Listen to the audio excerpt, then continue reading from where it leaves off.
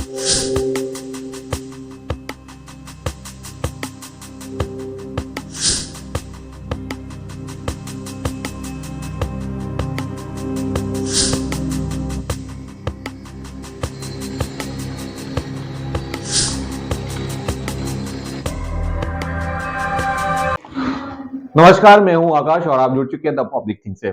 Public thing जन सरोकार की बात करता है, हमेशा बात करता है जनता की आवाज की।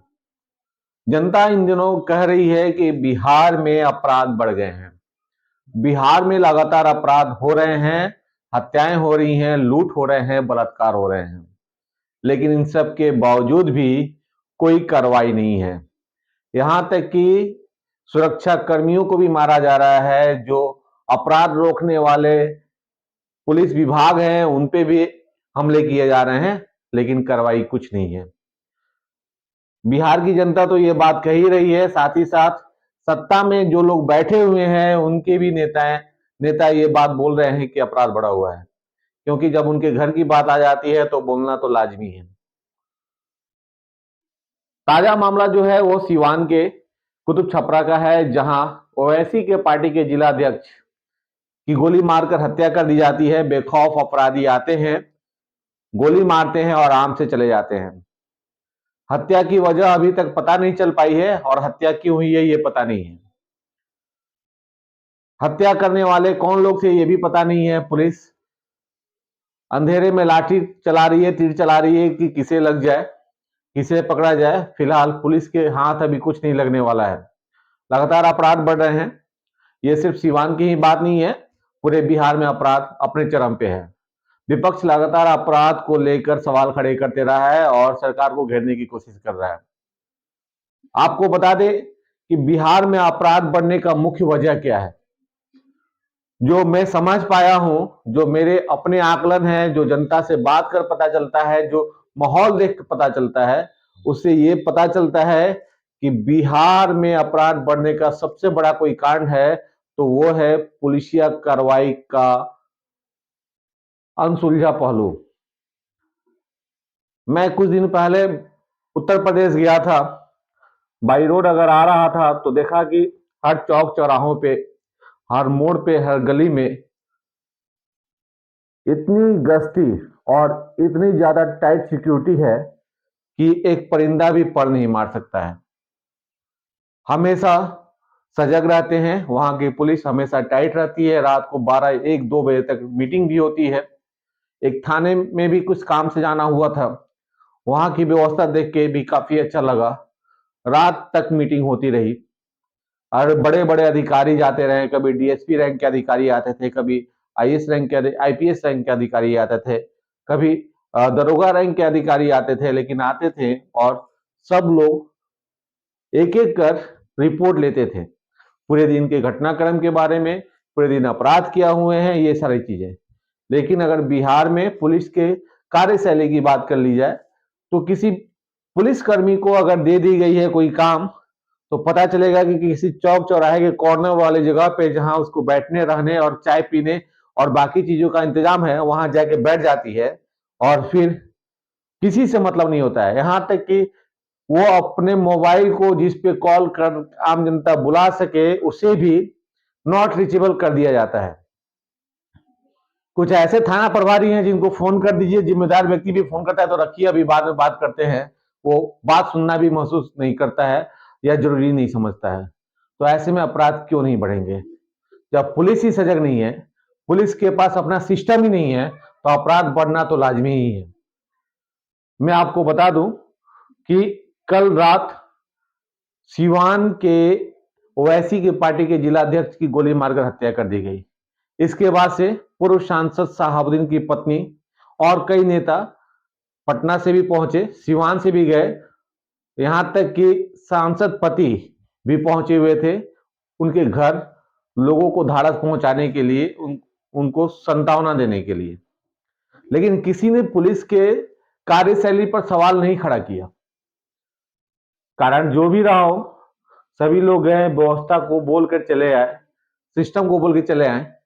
एक महिला नेत्री मिली जो किसी मीडिया कर्मी को स्टेटमेंट दे रही थी कि यहां सिस्टम खराब हो चुके हैं, सब कुछ खराब हो चुका है। नसीमा जमाल उनका नाम है, प्रदेश में महिला प्रकोष्ठ की नेत्री हैं। अक्सर सोशल मीडिया पर वो बोलती दिखती थी। उन्होंने अच्छी बात कही और जरूरी बात भी कही कि यहाँ व्यवस्था बहुत खराब हो गई है और बहुत खराब स्थिति से गुजर रहा है अपराध का क्षेत्र। अपराधी काफी यहाँ पे सजग हो गए हैं। उन्होंने कहा कि सबका पोल खोलेंगे, ये राजनीतिक मामला भी है, पर्सनल मामला भी है, ये भी बताया उन्होंने, और अपनी ही सरकार को घेरा भी है। तो जिस सरकार में है, अगर उस सरकार के नेता उस सरकार को घेर रहा है तो कहीं ना कहीं अपराध चरम पे है। लगातार सीवान, छपरा, गोपालगंज, पटना, मुजफ्फरपुर जैसे बड़े जगहों पे, बेगूसराय जहां पे पुलिसकर्मी की हत्या कर दी जाती है, और भी बहुत जगहों पे अपराध बढ़ रहे हैं। और सभी जगह अपराध बढ़ने का मुख्य वजह है पुलिस का सिस्टम, जो सही तरीके से नहीं काम करता है। मैं कई ऐसे पुलिसकर्मियों को जानता हूं, इनको फोन कर दीजिए तो वो अपने आप को व्यस्त बताते हैं और बताते हैं कि मैं बहुत व्यस्त हूं, आपको सुन तक नहीं सकता हूं। जब वो सुनेंगे ही नहीं किसी की व्यवस्था को, किसी की समस्या को, तो अपराध पे कंट्रोल कैसे करेंगे? ये एक बहुत बड़ा सवाल है। अगर मैं बात करूं सिवान के थाना प्रभारी का, तो वो भी इसी तरह की व्यवस्था में रहते हैं हमेशा, जिसका प्रमाण भी मेरे पास है।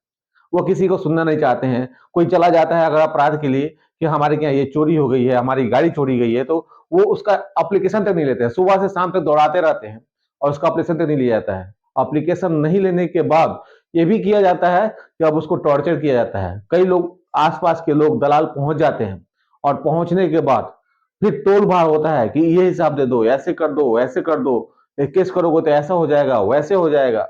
और अपराधी जाते हैं, ऐसे बैठते हैं, अपना काम करते हैं। अपराध क्यों नहीं बढ़ेगा? ये एक बहुत बड़ा सवाल है। ये मैंने एक छोटा सा एग्जाम्पल दिया। ऐसे बहुत सारे थाना प्रभारी और बहुत सारे लोग हैं। बड़े अधिकारी तो चाहते हैं कि अपराध ना बढ़े, लेकिन छोटे अपराधी पे कितना अंकुश लगा पाते हैं ये जरूरी है, क्योंकि उन्हें जवाब देना होता है सरकार में कि अपराध क्यों बढ़ रहे हैं, क्यों आपके यहाँ ये हो रहा है। तो ये अगर हम जो एफआईआर लॉज होते हैं उसकी ही बात कर लें, उसकी भी संख्या बढ़ रही है। लेकिन जो बिना लॉज किए ही भेज दिए जाते हैं, छोटे चोरी घटना, छोटे छिनैती, ये सब चीजों का लॉज होता ही नहीं है। इसलिए नहीं होता है कि उसके लिए माल चाहिए, पैसे चाहिए, और वो अगर लॉज हो जाते हैं तो आंकड़े बढ़ जाते हैं। इसलिए आंकड़े भी नहीं बढ़ाने हैं। तो यही सारी चीजें हैं कि अपराध बढ़ रहे हैं। छोटी छोटी चीजें लॉज होने लगे, उस पर जांच होने लगे, उनको पकड़कर अगर जेल भेजने लगे तो ये आंकड़े नहीं बढ़ेंगे, क्योंकि वो एक बार देखता है कि मैं बच गया, दूसरी बार उससे बड़ा है अपराध करता है, तीसरी बार उससे बड़ा अपराध करता है। तो इसको बढ़ाने में कौन हिस्सेदारी देता है? ये हिस्सेदारी देते हैं पुलिस के लोग, और इसीलिए अपराध बढ़ते हैं।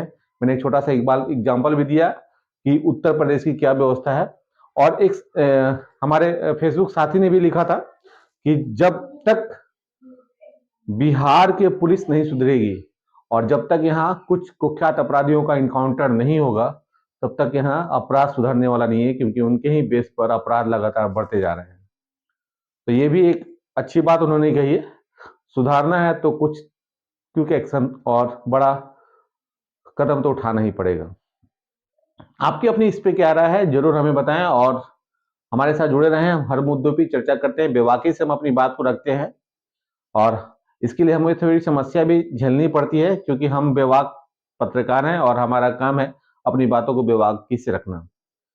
तो आपके पास भी अगर कोई समस्या है तो आप हमारे साथ साझा कर सकते हैं, ताकि हम आने वाले समय में उसको अपने प्लेटफॉर्म के माध्यम से आप तक और जनता तक, सरकार तक, प्रशासन तक पहुंचा सकें।